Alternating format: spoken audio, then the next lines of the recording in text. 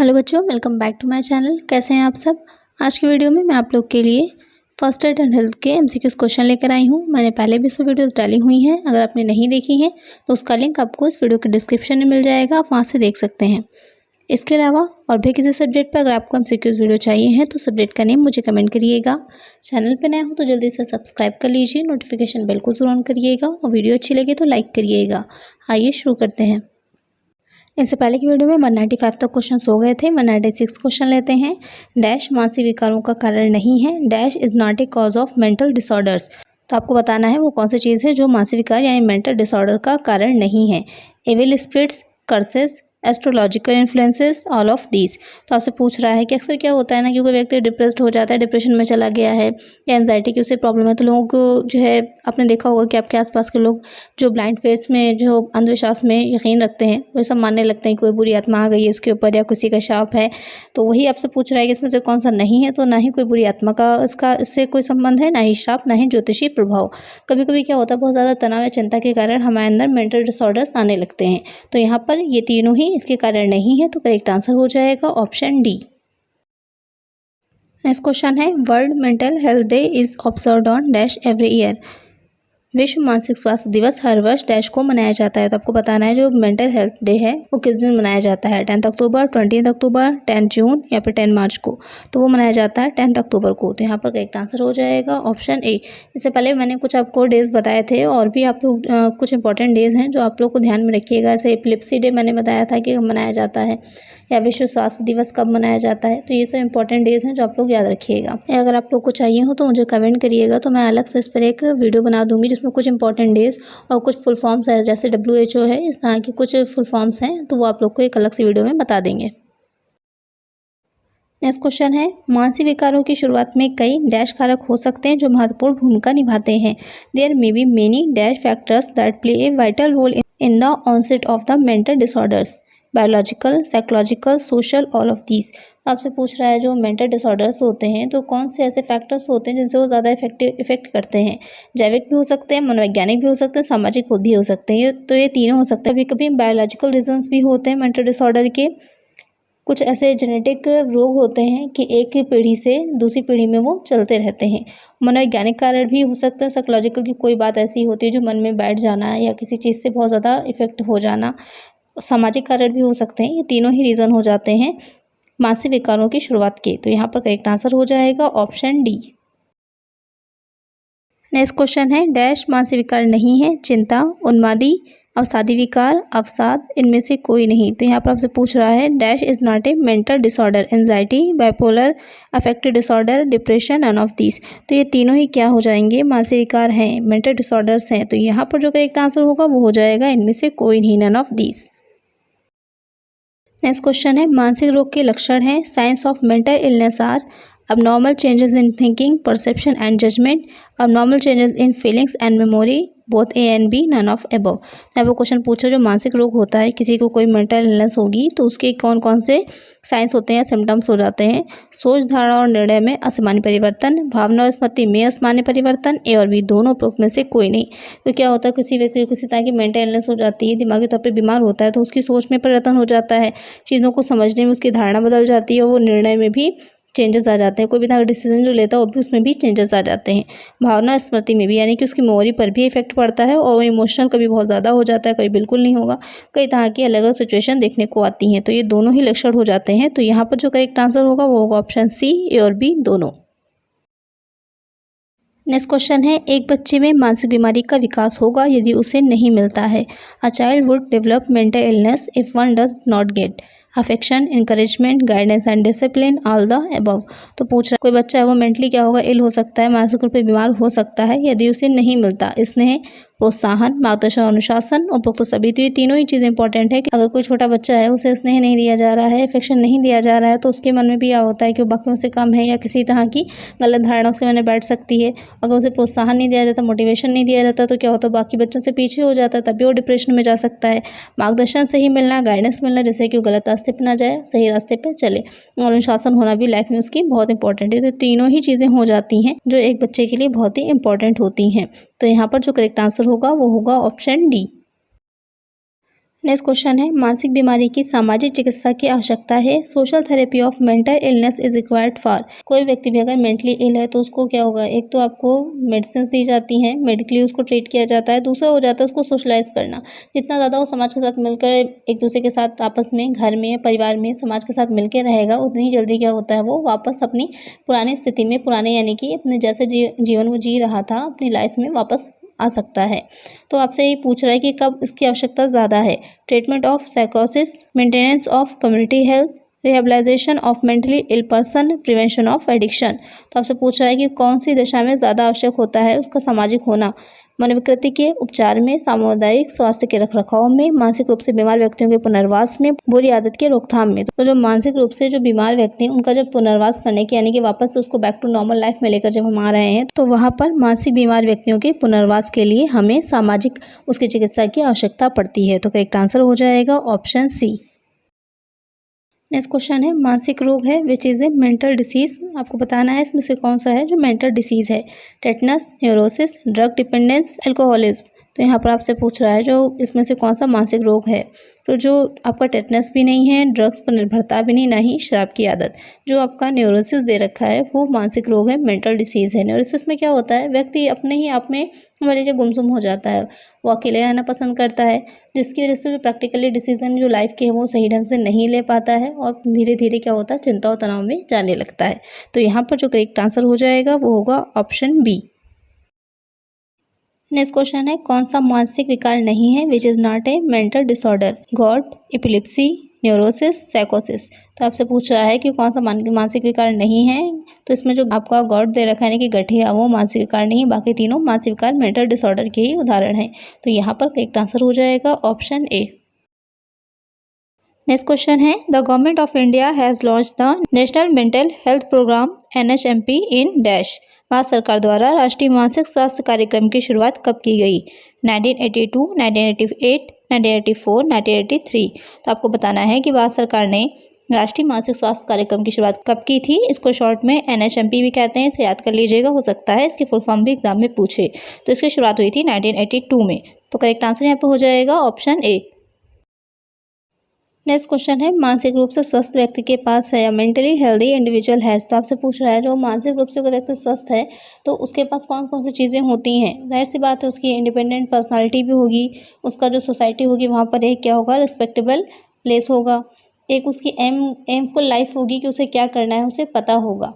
तो ये सारी ही चीज़ें एक मानसिक रूप से स्वस्थ व्यक्ति में होती हैं कि उसका एम भी होता है, उसका समाज में एक अच्छा स्थान भी होता है और साथ ही उसका स्वतंत्र व्यक्तित्व भी होता है। अपने निर्णय लेना है, उसे क्या करना है क्या नहीं करना है, ये सब वो खुद ही डिसाइड आसानी से कर सकता है।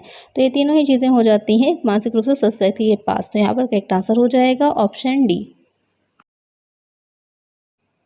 नेक्स्ट क्वेश्चन है, मानसिक रूप से अस्वस्थ व्यक्ति जब आपकी सहायता नहीं लेता है तब आपको उससे क्या कहना चाहिए। Your patient has refused all of your attempts to care for him, you say. तो क्वेश्चन में ये चीज़ है कि जो लोग मेंटली इल होते हैं या मेंटली डिसऑर्डर होता है उनको कोई, तो वो नॉर्मली उस चीज़ को एक्सेप्ट ही नहीं करना चाहते कि वो किसी तरह से, एक होता है आपका फिजिकली जो कोई भी प्रॉब्लम होती है, शारीरिक रूप से किसी व्यक्ति की कोई प्रॉब्लम है, कोई बीमारी है तो सामने से दिख रही है, उसका इलाज हो जाता है और उसे एक्सेप्ट भी कर लेते हैं। कि कुछ लोग जो मेंटली इल होते हैं तो उस चीज़ को जल्दी एक्सेप्ट ही नहीं कर पाते हैं कि वो बीमारी उनके है या उस बीमारी से वो ग्रस्त हैं। तो वहाँ पर उनकी सहायता अगर आपको करनी है लेकिन वो क्या उस चीज़ को एक्सेप्ट ही नहीं कर रहे हैं तो आपकी सहायता को भी वो एक्सेप्ट नहीं करेंगे, ना ही वो किसी साइकाट्रिस्ट या फिर डॉक्टर को दिखाने के लिए तैयार होंगे। तो वहाँ पर आपको क्या करना चाहिए या उनसे क्या कहना चाहिए। मैं आपकी मदद करना चाहता हूँ, क्या मैं कर सकता हूँ। I would like to help you, what can I do, why don't you like me, what is the matter with you, you must do this physician orders. तो आपसे पूछ रहा है कि आपको क्या कहना चाहिए। तो आप अगर उससे कहते हैं कि मैं आपकी मदद करना चाहता हूँ, क्या मैं कर सकता हूँ, तो आप अगर पोलाइटली उनसे पूछेंगे या बात करेंगे तो शायद वो आपकी बात को समझें। साइकियाट्रिस्ट क्या होता है कि इतने अच्छे से काउंसलिंग करता है, इतनी ईजिली बात करता है कि जो बातें हम अपने फैमिली से, अपने फ्रेंड्स के साथ नहीं शेयर कर पाते, नहीं बता पाते कि कौन सी चीज़ है जो हमें, जिसकी वजह से हम बहुत ज़्यादा जो है टेंशनाइज्ड हैं या किसी चीज़ के डिप्रेशन में जा चले गए हैं, तो वो चीज़ हम उनसे आसानी से, डॉक्टर से, फिजिशियन से, साइकियाट्रिस्ट से कह पाते हैं क्योंकि उनका तरीका ही कुछ इस तरह का होता है कि हम बहुत उनसे फ्रेंडली हो जाते हैं और कंफर्ट एक जोन में चले जाते हैं। तो वहीं पर हमें क्या कहना चाहिए कि I would like to help you, what can I do. तो यहाँ पर करेक्ट आंसर हो जाएगा ऑप्शन ए। नेक्स्ट क्वेश्चन है, सामान्य शब्दों में डैश को उदासी और हानि की भावनाओं के रूप में वर्णित किया जाता है जो कुछ घंटों या कुछ दिनों के भीतर रहता है। In general terms dash is described as feelings of sadness and loss that last within a few hours और a few days. Suicide attempt, depression, anxiety, none of these. तो आपसे पूछ रहा है कि कोई व्यक्ति है कि बहुत ज़्यादा उदास हो जाता है या उसकी जो है भावना हानि की भावना में चला जाता है कि कुछ उसका खो गया है और उसकी ये चीज़ जो सिचुएशन उसकी कुछ टाइम के लिए, कुछ घंटों के लिए रहती है या फिर कुछ दिनों के लिए रहती है। तो ऐसी सिचुएशन क्या कहलाती है? आत्महत्या का प्रयास, अवसाद, चिंता, इनमें से कोई नहीं। तो ऐसी सिचुएशन क्या हो जाती है? वो हो जाएगी अवसाद यानी कि डिप्रेशन में चले जाना। तो यहाँ पर राइट आंसर हो जाएगा ऑप्शन बी। अच्छा, कभी कभी हम अवसाद और चिंता जो आपका दे रखा है, डिप्रेशन और एंजाइटी, इनको एक ही समझ लेते हैं, लेकिन दोनों ही चीज़ें अलग हैं। अवसाद अलग हो जाता है, चिंता अलग हो जाती है। चिंता में क्या होता है कि कभी कोई चीज़ हमें बात बहुत परेशान कर रही है या हम किसी चीज़ को बहुत निगेटिव वे में सोच रहे होते हैं। ये तो दोनों ही तरह से हो सकती है। चिंता पॉजिटिव भी होती है, नेगेटिव भी होती है। जैसे आप अपने बच्चों के लिए हैं या आपके पेरेंट्स हैं, वो आपके लिए सोचते हैं कि क्या कैसे किस तरह से करना है, तो पॉजिटिव वे में हो जाएगा। लेकिन आप जो है कुछ इस तरह से सोच रहे हैं कि कोई अभी आपके मार्क्स कम आ रहे हैं या कुछ भी हो रहा है, तो वो चीज़ आपकी नेगेटिव वे में भी हो सकती है। तो दोनों ही तरह से हो सकती है, तो वो हो जाती है चिंता। और जो अवसाद की स्थिति होती है वो आपकी इमोशनली प्रॉब्लम्स होती हैं, तो वो जिससे कि क्या होता है कि आप ज़्यादा डेप्थ में चले जाते हैं और आपके लिए ऐसा हो जाता है कि बिल्कुल खो से जाएंगे। जैसे कि कोई एग्जाम में फेल हो जाता है तो उसको ये फील होने लगता है कि वो आगे पास नहीं हो पाएगा या पूरी तरह उसी में उलझ के रह जाता है। तो वो काफ़ी लंबी स्थिति चलती है, उसमें वो इंसान और ज़्यादा डिप्रेशन में जाता रहता है अगर उसको कोई भी फैमिली सपोर्ट ना मिले और ना ही कोई मेडिकल केयर मिले। तो यहाँ पर अवसाद और चिंता दो अलग अलग चीज़ें हैं।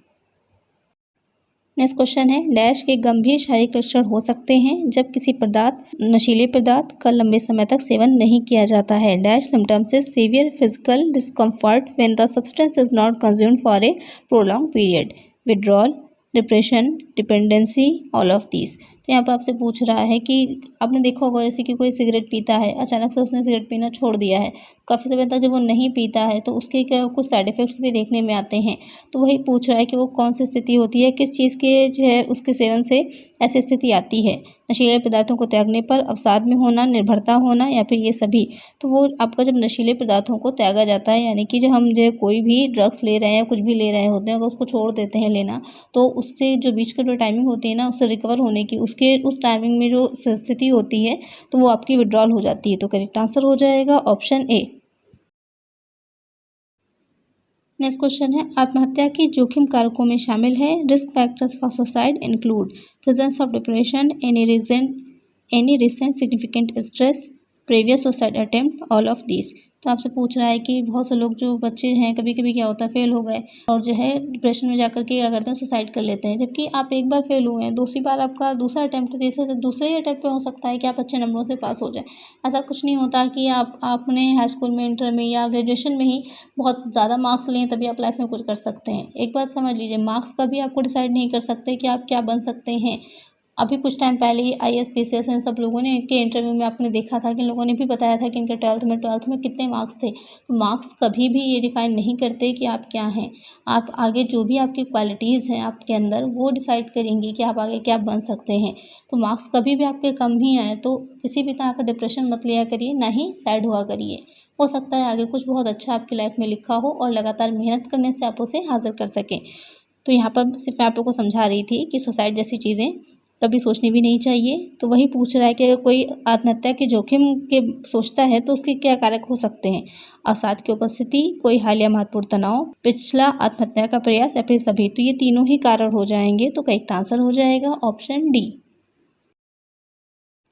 नेक्स्ट क्वेश्चन है, जीएडी का मतलब। जीएडी स्टैंड्स फॉर, यहाँ पर आपको उसकी फुल फॉर्म बतानी है। Generalise anxiety disorder, genetic anxiety disorder, generalise anxiety distress, general anxiety disorder. तो यहाँ पर जीएडी का मतलब होता है जनरलाइज एंजाइटी डिसऑर्डर, सामान्यकृत चिंता विकार। तो करेक्ट आंसर हो जाएगा option A.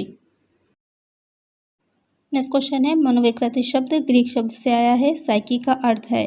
साइकोसिस comes from the Greek word psyche, refers to dash, mind, behaviour, illness, all of this. तो आपको बताना है जो मनोविकृति शब्द है वो ग्रीक भाषा से आया है।